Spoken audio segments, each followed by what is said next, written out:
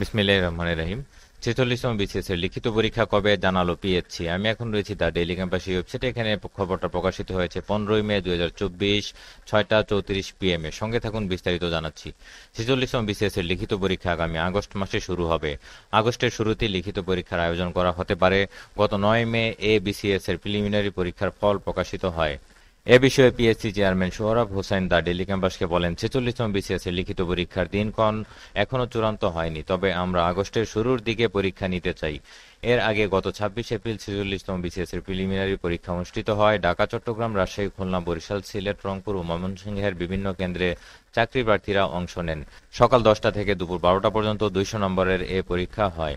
৪৬তম BCS এর প্রিলিমিনারিতে ২,৫৪,৫৬১ প্রার্থী অংশ নিয়েছেন। পরীক্ষা দেননি ৮৩,৪২৫ জন। উপস্থিতির হার ৭৫। বিসিএস এ ৩,১৪০টি পদের মধ্যে সবচেয়ে বেশি নেওয়া হবে স্বাস্থ্য ক্যাডারে। এছাড়া সহকারী সার্জন ১,৬৮২ জন, সহকারী ডেন্টাল সার্জন ১৬ জন নেওয়া হবে। এরপর সবচেয়ে বেশি নেওয়া হবে শিক্ষা ক্যাডারে। বিভিন্ন বিষয়ে এ ক্যাডার থেকে বিসিএস শিক্ষায় ৫২০ জন নেওয়া হবে। এ পর্যন্ত ছিল সংবাদটা। পরবর্তী আপডেট আসলে এই চ্যানেলে আপলোড দিব। চ্যানেলটি সাবস্ক্রাইব করে সঙ্গে থাকুন। বিদায় নিচ্ছি। আল্লাহ হাফেজ।